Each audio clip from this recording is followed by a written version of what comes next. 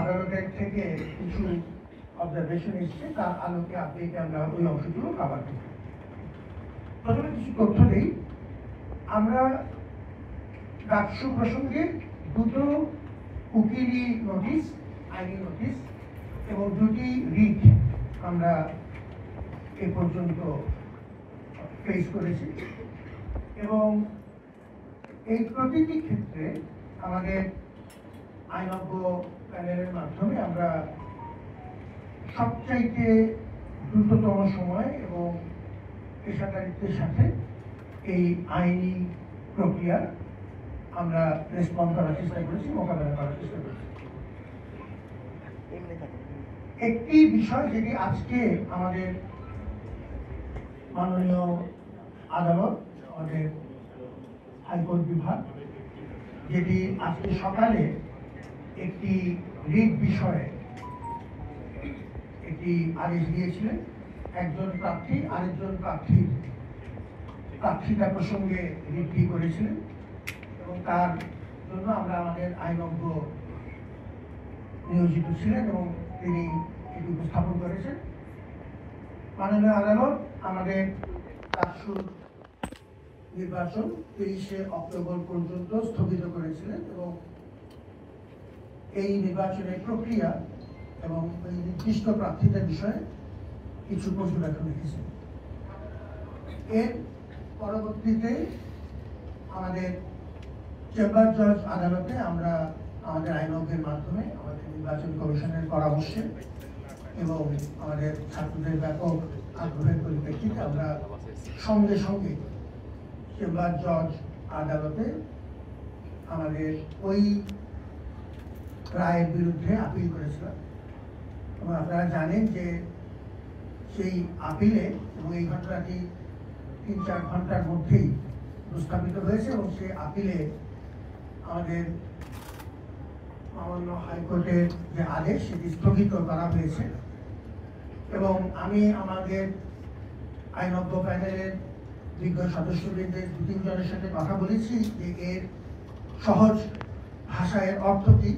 এর অর্থ হচ্ছে যে আমাদের পূর্ব ঘোষিত শিডিউল অনুযায়ী এখন ডাকসু নির্বাচন হতে, অর্থাৎ ৯ তারিখে নির্বাচন হতে কোনো বাধা নেই। সেই বিষয়টি আমাদেরকে আমাদের আইনজ্ঞ মহল আমাদেরকে আশ্বস্ত করেছেন।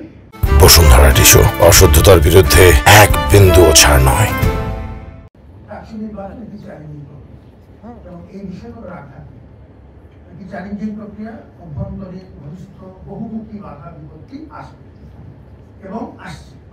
কোনো কোনো ক্ষেত্রে আমরা যতটুকু আশঙ্কা করেছিলাম তার চেয়ে পরিস্থিতি ভালো আছে, কারণ ব্যাপকভাবে আমাদের শিক্ষার্থীদের সাড়া আছে, এবং আমরা আমাদের অনুশীলনদের সাথে বিস্তারিত আলোচনা করেই মাঠে নেমেছি। সবাইকে সাথে নিয়ে যতদূর সম্ভব একতাবদ্ধ হয়ে আল্লাহর উপর ভরসা করে আমরা মাঠে নেমেছি। বাধা বিপত্তি আছে, এবং এই যে মামলা মোকদ্দমা হচ্ছে সেগুলো একরকম আমরা আইনগতভাবে মোকাবেলা করছি, এগুলো বাধা বিপত্তির অংশ। আমি একটা জিনিস খেয়াল করলাম যে কোনো কোনো মহলে বলা হচ্ছে, আমাদের প্রার্থীদের মধ্যে কেউ কেউ বলছেন যে এই যে আজকে যে আমাদের আইনগতভাবে আমাদের যে স্থগিত হলো প্রথম আমাদের রিটের শুনানির মাধ্যমে মহামান্য আদালত যে আমাদের নির্বাচনকে কিছুদিন স্থগিত করেছে, পরবর্তীতে তো চেম্বার জজের মাধ্যমে আমরা তার প্রতিকার পেয়েছি।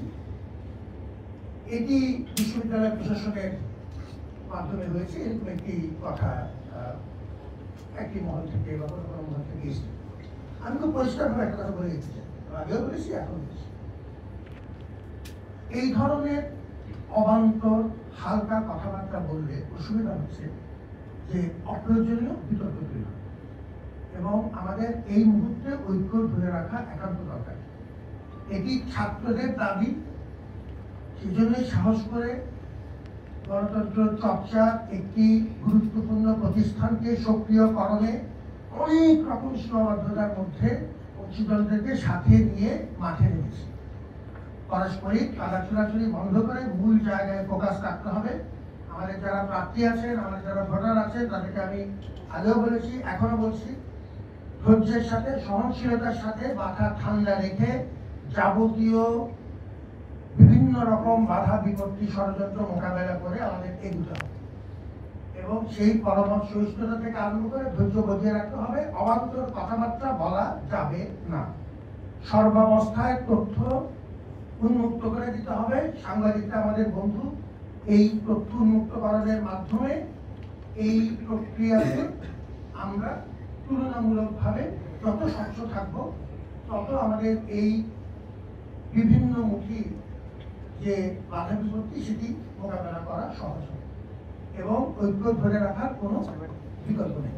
আমরা খুব কাছাকাছি সময়ে চলে এসেছি। একটি গুরুত্বপূর্ণ মাইলফলক ঢাকা বিশ্ববিদ্যালয়ে আপনাদের সবাইকে সাথে নিয়ে আমরা অর্জন করার পথে এগিয়ে যাচ্ছি। আমরা মানুষের শুভ বুদ্ধিতে ভরসা করছি, আমরা আল্লাহর উপর ভরসা করছি এবং আমরা আমাদের শিক্ষার্থীদের এখন পর্যন্ত যে ব্যাপক সাড়া আছে, ব্যাপক আগ্রহ আছে এবং আমাদের অংশীদারদের যে সহযোগিতা আছে, এই ভরসাতে আমরা এই কাজে এগিয়ে যাচ্ছি।